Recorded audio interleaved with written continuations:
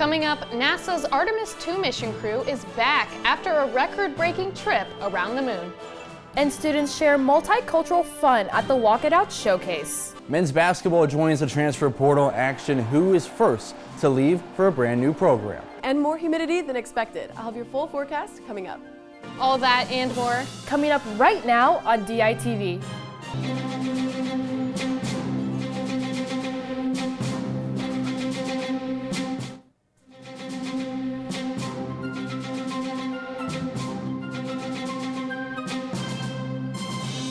Good morning from Iowa City. It is Monday, April 13th. I'm Liz Schultz. And I'm Linda Locko. And unfortunately, we are not live due to some technical difficulties, but we still wanted to share the news, sports, and arts with you. And Linda, it was a pretty rainy weekend, but I think it's going to be even stormier this week, right? I really hope not. I don't do well with rainy weather. And I like the rain. Really, I hate it. So you enjoy much of that. But that's why we have our third member of our team, Annika Perez, in studio to tell us what these stormy temperatures are like. Annika? Well, Liz and Linda, it certainly is a lot warmer this week. It feels like we're finally breaking out of those colder temperatures and jumping into some new ones. As a skirt girly myself, I'm super excited to break out those skirts. Today, we could see that the high might reach around the low 60s with a low in the high 30s. Tomorrow, however, it is looking like we're going to see highs in the mid 60s and a low around the 40s with sunny skies. Personally, I love a good humid day to roll down my windows, blast some music, and I think today and tomorrow will be perfect. For now, back to Liz and Linda at the desk. Students are raising their voices. DITV's Kenna Murtis shows us how they're calling for change in their campus's role in weapon building in Israel's military. Stand with the Palestinians! Chants were heard across the University of Iowa's campus this past Friday from a student-led rally that marched to the front doors of Siemens Center. The rally was in support of Palestine in a fight against the university's partake in the building of weapons affecting the war. It means a lot to me as a student because I pay tuition here and I don't want my tuition going towards weapons manufacturers that are committing war crimes and enabling the genocide in Palestine. Iowa's engineering have strong connections to companies like Collins Aerospace and Lockheed Martin, who build weapons that arm Israel's military. Important for Iowa because the bombs that are given to Israel are made in the state of Iowa. Many of the bombs that are given to Israel. And students wanted to use their voice. Like the engineering department, the university as a whole, to actually listen to their students and listen to what we want. With tensions high, participants showed their support for Palestine through chants, songs, and speeches. A lot of work that goes into making it happen. Organizers say they plan to continue holding rallies every Friday at 4:30 to bring awareness and support for a push to change. For DITV News, I'm Kenna Murtis. NASA's Artemis II mission crew is back on Earth after a historical trip around the moon. 4 astronauts splashed down in Pacific Friday, wrapping up a nearly 10-day journey that took them farther from Earth than humans before. The mission marks the first time astronauts have traveled to the moon in more than 50 years.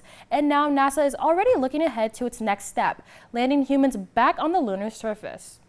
And a major violent crime from last March has reached a plea deal. 45-year-old Antavis Watson is accused of fatally shooting 38-year-old Elijah Williams in his parked car. It happened on South Gilbert Street last year, just before midnight on March 29th. Watson has been charged with first-degree murder, attempted murder, and possession of a firearm as a felon and has pled guilty. If convicted, he could face life in prison without parole. A hearing is scheduled for today. Iowa Governor Kim Reynolds signed a bill that makes children of child care workers eligible for the state child assistance program. The legislation guarantees financial aid for child care workers regardless of a household income as long as they work a minimum of 32 hours a week. The bill received support from all parties after being introduced to Governor Reynolds in 2023. And the Iowa City Skate Park is starting major upgrades. Construction on the new Terrell Mill Roller Park project began last Friday. The updated park will include a new skate area, a paved pump track, and pathways to improve accessibility. The project aims to expand recreational opportunities for the community. And during construction, access to the existing skate park will remain open. It's expected to last through this fall.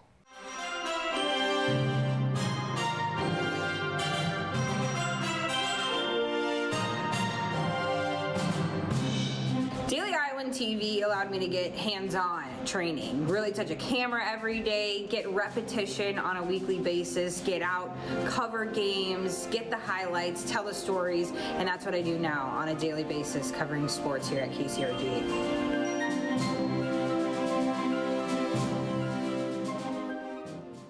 Linda, how was your weekend? Liz, it was so great. I had such a thrilling experience attending this Walk It Out showcase, and I just had so much fun with it.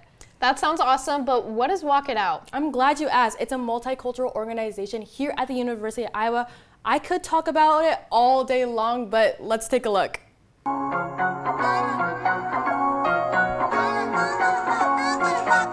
can't even turn. Walk It Out. Walk It Out. Walk It Out is the largest multicultural student organization at the University of Iowa. Walk It Out is happiness. Walk It Out, the largest multicultural organization here at the University of Iowa, with 6 different groups, each one coming together to produce dances to great fashion. So, like dance studio spaces like the Fieldhouse Recreation Center and Housley Hall. To the Iowa Memorial Union Walk It Out stage itself, this organization prepared a performance of a lifetime. It's important to provide opportunities for young creatives to express themselves, express their culture. Starting back in 2009, Walk It Out was run on behalf of the University of Iowa Asian American Coalition, Indian Student Alliance, and Black Student Union, as their goal was to display unique attire, as well as to unite multicultural groups in a single showcase. Electricity of it all. I thought it was so high energy and fun, colorful, lively. Groups that perform in Latin America, LGBTQ, Africa, East and Southeast Asia, South Asia, and hip hop. All something different, and all that work led up to the showcase. I love that we can come together and share this small part, just this dancing, this small part of our culture with the Iowa City and the University of Iowa community and kind of showcase what we're capable of. And as these seats were filled with an excited audience, this organization wanted them to feel something.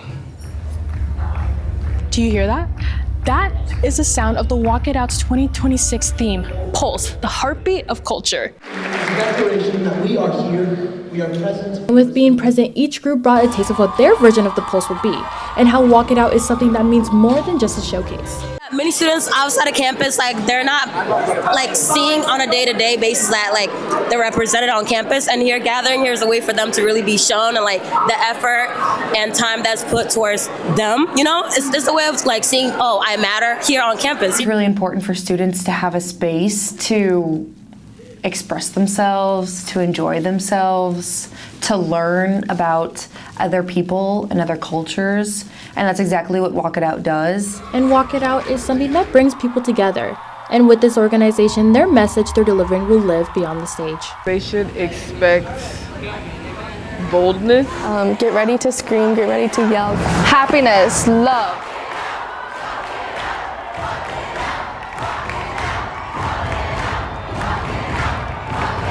Linda, that was awesome coverage. That literally looked like so much fun. I wish I was there. No, it was a great time, Liz, and don't worry, I promise you I will be on that stage next year. No way. Yes, well, I will. I can't wait to see it. I will definitely be back to take a look at that. Yes. But something else coming up this week, and it was storming on that stage in the IMU, but I hear it's going to be kind of stormy the rest of the week. It will, and unfortunately, I'm not looking forward to that, but let's send the it opposite. back out to Annika Perez for the rest of the week. Well, Liz and Linda, I can certainly say that this next week will have everyone feeling those summer vibes. Taking a look out onto the Pentacrest, we can see that Wednesday and Thursday we are climbing the ladder up to warmer days, with Wednesday looking like the lower 70s with sunny skies. Thursday looks slightly warmer in those 70s ranges, with the low reaching the mid 40s as well. Friday and Saturday are looking like the warmest out of the week, unfortunately with some clouds both days, but I'm sure the upper 70s highs and lows in the 40s will cheer you up. Lastly, Sunday we wrap up perfectly with a high in the mid-70s, a low in the upper 40s, and sunny skies. With all the sun, I might be tempted to study outside, but if it is getting super nice, I might just play some volleyball and have a picnic. For now, I'll send it back to Liz and Linda at the desk. All right, thanks for that update, Annika. And you know, storms and everything, that really makes it feel like spring. I personally am a huge baseball fan. I'm a huge Cubs fan, so I'm definitely looking forward to heading out to some of those sports games, maybe even some Hawkeye softball, baseball, right? You're right, and I'm actually not the right person to talk to this about. So we're gonna transfer over things to Colin Carruthers with the latest DITV sports that happened over the weekend. Colin? Well, thank you guys. And yeah, let's take a look at Iowa athletics, specifically with the transfer portal first. And with the current landscape of college basketball, programs can lose their entire team in an instant. While that hasn't been the case for Iowa men's basketball, Ben McCollum lost his first player on Friday, forward Alvaro Fulgaris. In his one and only season with the Hawkeyes, Fulgaris averaged 8.4 points, 3.6 rebounds, and 2.2 assists per game. For now, he's still searching for a new home, but that has been linked to teams in the Big East Conference. So far, Fulgaris is the only departing Hawkeye on the men's side. Now flash forward to Saturday, where it was announced on the women's side of things that former Georgia guard Danny Carnegie has committed to the Hawkeyes. Carnegie was teammates with Chit Chat Wright in their freshman season back at Georgia Tech before transferring to Georgia. In her lone season as a Bulldog, Carnegie earned first-team SEC honors and averaged 18 points, 5 rebounds, and 3 assists per game. Carnegie becomes the first transfer get by Jan Jensen and company this spring. Their other incoming player right now, this one a prospect, McKenna Velichko, had his standout performance in the Nike Hoop Summit. Over the weekend, the 6'2 forward posted 10 points and 13 rebounds as she represented Team USA in a 104-73 victory against Team World. Velichko added 6 assists and a block on the night, showing she can impact a game in a number of ways. But over the span of the entire weekend, the Iowa softball team competed in the Dr. Christine Grant Classic right here in Iowa City against both Georgia Tech and South Dakota State. The Hawkeyes started off strong on Friday, defeating Georgia Tech 2-1 in a tight-witted battle. However, dreary weather on Saturday reflected Iowa's performance, as the Hawks fell twice in the day's doubleheader, first getting run-ruled by Georgia Tech 8-0 in 6 innings, and then falling in extras 3-2 to South Dakota State. Sunday didn't look much better as the Hawkeyes closed out Invitational with a 7-4 loss to South Dakota State. Iowa went 1-3 on the weekend, dropping their record to 22-30.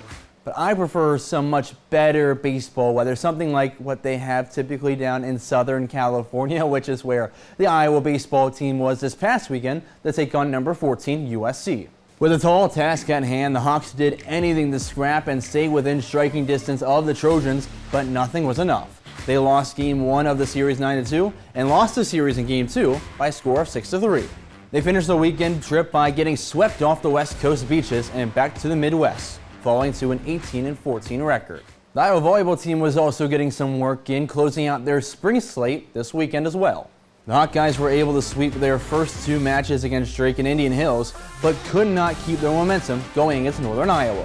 In the first set, Iowa got a little too comfortable in their 24-20 lead and let the Panthers take the next 6 points, ending the match at 26-24. The second set started back and forth, but the Hawks could not keep up, allowing the Panthers to pull away in a 25-19 loss. And in some more off-season news, the men's wrestling team has a brand new addition to the coaching staff. Tom Brands announced Friday that former Hawkeye and 5-time All-American Jacob Warner joined the staff as a temporary assistant coach. In his Hawkeye wrestling career, Warner finished with a 97-28 record. He was the 2022 NCAA runner-up and helped lead Iowa to a 2021 team championship. Brand said the Illinois native will bring toughness and relentless work ethic to the rest of the program. And that's all we got in Iowa sports. Make sure you stay up to date with everything on the Daily Iowan YouTube page and website, as well as the DITV Sports Instagram page. But for now, we'll send it back over to the news team for the rest of our Monday morning rundown. Thanks for that, Colin and Liz. I think this is going to be really exciting for you. What's so exciting? Today is a National Thomas Jefferson Day. No way. Yeah, and look, I have a nickel. Oh my gosh. I have a nickel he just for it. He is one of my favorite presidents. Yes. The 3rd president of the United States. And honestly, I'm kind of sad that pennies are no longer because, you have to round up. Yeah. And I got to use my nickels. Yeah, and look, I'm 5 cents richer. But Oh did my you gosh. also know that he's also on the $2 bill? I did not know that for the longest time. I actually just remembered that today. $2 bills are rare. Do you have any? I did, but I actually don't know what happened to it. I definitely don't have any $2 bills. I don't really carry cash on me, but I can appreciate Thomas Jefferson. Happy Thomas Jefferson Happy Day. Thomas Jefferson Day. Liz, do you want to flip a coin to see who ends the segment? Let's do it. Okay, heads or tails? Heads. Okay. Oh gosh. It's heads. Oh my gosh. Go for it. Go for it. All right. Well, thank you so much for joining us on Monday morning on DITV. We will be right back here live on Wednesday and Friday morning, only at any time at thedailyiowan.com. For all of us, thank you so much for watching. Enjoy the rest of your Monday.